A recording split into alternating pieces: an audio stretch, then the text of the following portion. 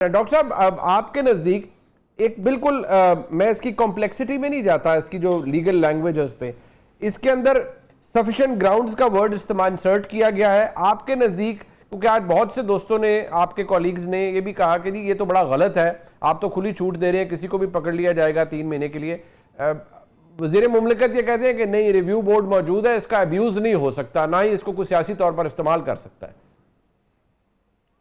بسم اللہ الرحمن الرحیم. ایاکا نعبد و ایاکا نستعین. جی منسٹر صاحب میرے خیال میں روٹی کو چوچی کہنا شروع کر دیا انہوں نے. میں آپ کو رفلی بتا دیتا ہوں. when you say sufficient ground، یہ بڑا سبجیکٹو ٹرم ہے. سبجیکٹو ٹرم کا مطلب یہ اس کی انٹرپریٹیشن کچھ بھی ہو سکتی ہے. اس میں کوئی آبجیکٹیولی کچھ نہیں بتایا جا رہا کہ آپ نے یہ کرنا ہے، یہ کرنا ہے، یہ کرنا ہے. سبجیکٹیولی میں کہتا ہوں کہ جی مجھے دیکھنے میں بیرسٹر صاحب جو ہے نا، مجھے دیکھنے میں ان کی حرکتیں ٹھیک نہیں لگ رہی، ان کو اندر کر دو 3 مہینے. اچھا، اب جب میں اس چیز کو جو دیکھ رہا ہوں، مجھے اچانک فلیش بیک ہوتا ہے ہسٹری میں. میں 1918 میں چلا جاتا ہوں. 1918 میں ایک ایکٹ پاس ہوا تھا، اس کو رولٹ ایکٹ کہتے ہیں.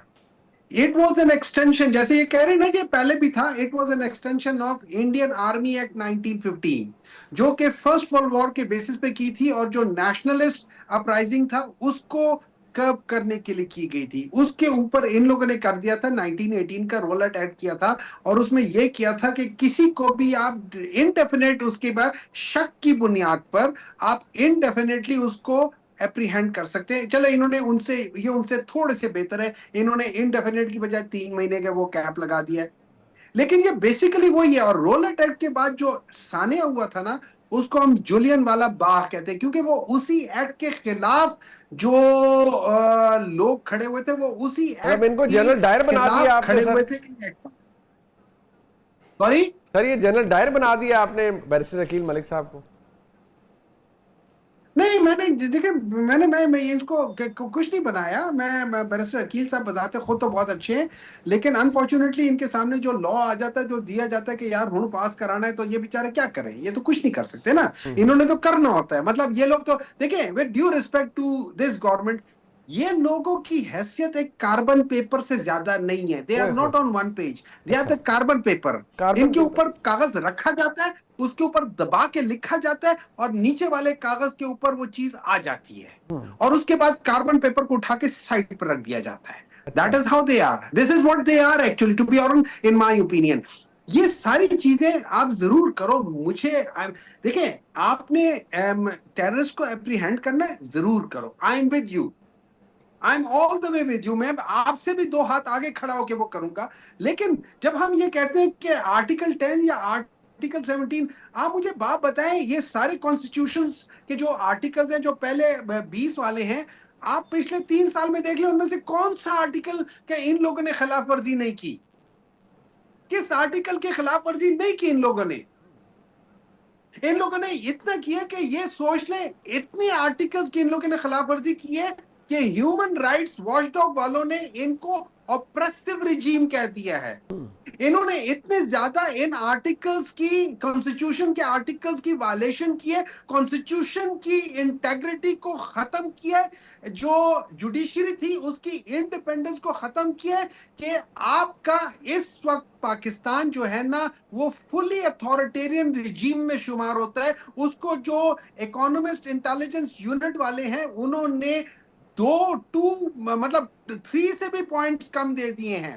1 اور 4 کے درمیان میں اتھارٹیرین رجیم ہوتی ہے، 4 اور 6 کے درمیان میں ہائبرڈ رجیم ہوتی ہے. سو جو آپ نے فرمایا ہے اس سے تو مجھے یہی میں عکس کر پایا ہوں کہ آپ کے پاس سفیشینٹ گراؤنڈز ہے ٹو بلیو کہ یہ جو امینڈمنٹ ہے اس کا اصل ہدف اپوزیشن بنے گی، اور جس مرضی کو ہوگا اٹھا لیا جائے گا، 3 مہینے کے لیے غائب کر دیا جائے گا. دیکھیں، میں یہ نہیں کہتا کہ اس کا اصل ہدف اپوزیشن بنے گی، میں یہ نہیں کہتا. اوکے. لیکن میں یہ ضرور کہتا ہوں کہ اس کے اندر ایک ابہام ہے، اور اس ابہام کا فائدہ یہ لوگ اٹھائیں گے. کیوں؟ ان کو ڈر صرف اور صرف، دیکھیں، ان کی ایگزسٹنس خطرے میں ہے because of Pakistan Tehreek Insaf. Okay. اور یہ میں نہیں کہہ رہا، یہ ان کے اپنے سینئر موسٹ لیڈر کہہ رہے ہیں.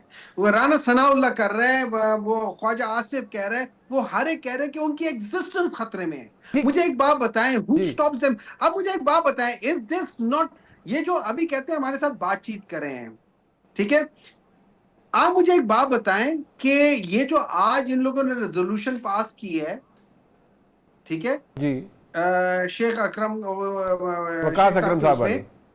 وقاص اکرم شیخ کے اس میں، مجھے ایک بات بتائیں، is this really what we are now down to?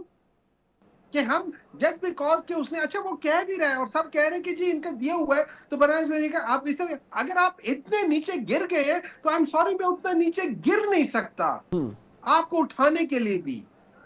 ٹھیک، اچھا this is what it is. Pakistan آج ادھر آ کے کھڑا ہو گیا ہے. اگر یہاں پہ پاکستان آ کے کھڑا ہو گیا، مجھے ڈر لگتا ہے کہ پاکستان بہت نیچے چلا گیا ہے، بہت نیچے چلا گیا مورلی ایتھیکلی. اچھا ٹھیک، آپ کہتے ہیں مورلی ایتھیکلی نیچے چلے گئے ہیں. ایک بات جو ابھی رانا ثناء اللہ صاحب کا کیونکہ ذکر کیا ڈاکٹر صاحب نے، آبویسلی میں چاہوں گا کہ عقیل ملک صاحب اس پہ رسپونڈ کریں، بٹ عادل شاہ زیب صاحب جو کل رانا ثناء اللہ صاحب نے گفتگو کی ہے، جب ان سے بات کی گئی کہ جو تحریک انصاف کے ساتھ اس کو کیا وقت مشکل تو گزر جاتا ہے کہ آپ ڈیفینڈ کر پائیں گے، تو ان کا رسپانس دیکھنے والا تھا.